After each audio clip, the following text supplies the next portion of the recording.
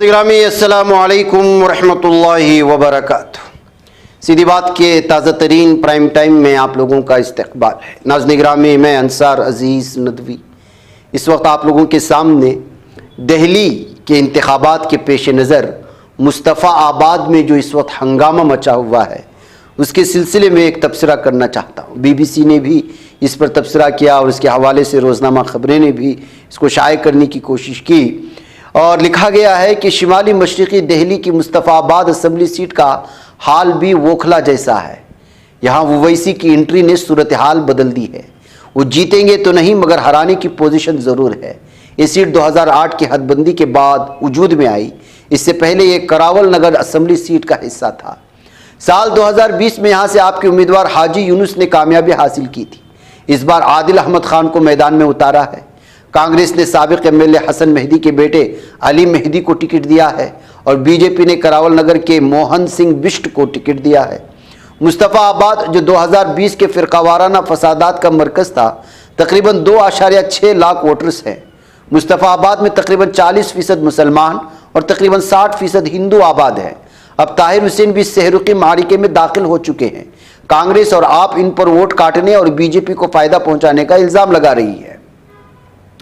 दिल्ली के सीनियर सहाफ़ी डॉक्टर रामेश्वर दयाल का कहना है कि कांग्रेस, आम आदमी पार्टी और ओवैसी ने मुस्तफ़ाबाद में मुस्लिम उम्मीदवार खड़े किए हैं। ऐसे में इम्कान है कि ताहिर हुसैन के आने से मुस्लिम वोट आपस में तकसीम हो जाएंगे, जो बराह रास्त BJP को फ़ायदा पहुंचाएगा।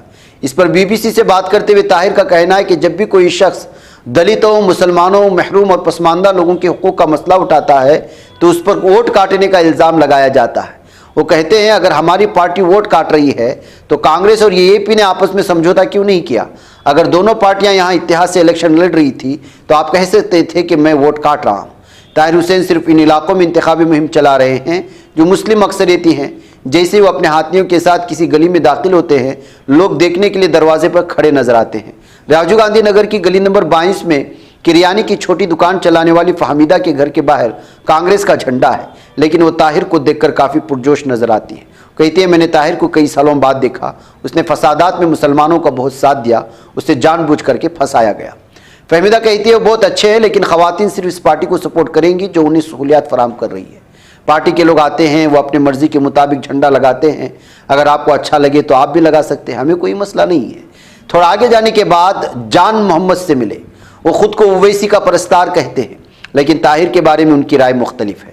नाले की तरफ इशारा करते हुए कहते हैं ये वही नाला है जहां से दिल्ली फसादात के दौरान फसादियों ने लोगों को कत्ल करके फेंक दिया था और बाद में उनकी लाशें मिली थी।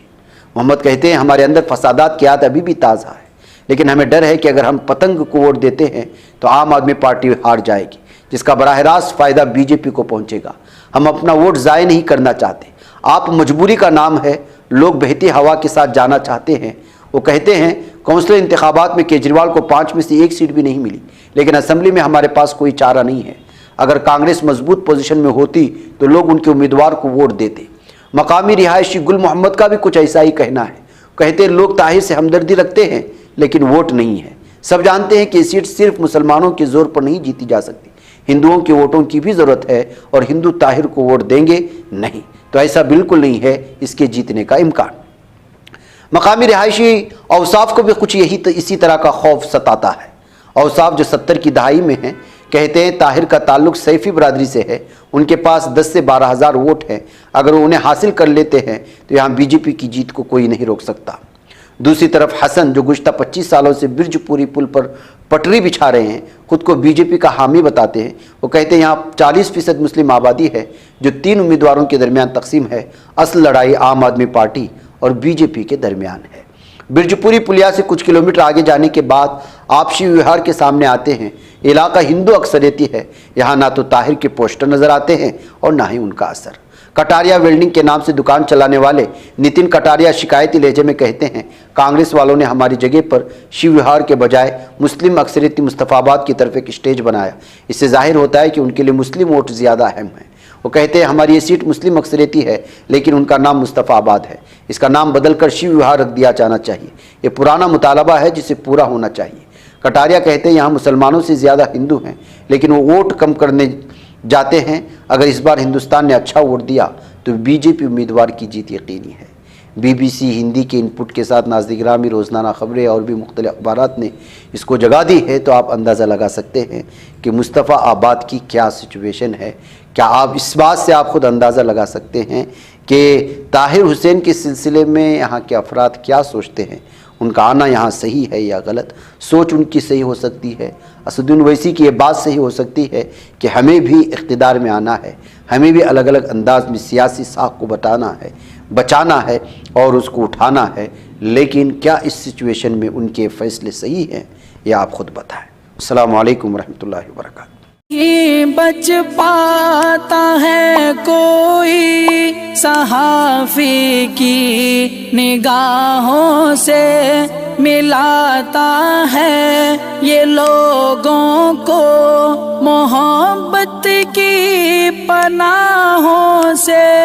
करम और दर्द मंदी का है एक संसार, सीधी बात। अज़ीमत जुर्अतो हिम्मत का है इज़हार, सीधी बात। अज़ीमत जुर्अतो हिम्मत का है इज़हार, सीधी बात। ये चैनल हक निगर बनकर कुचल देता है फितनों को।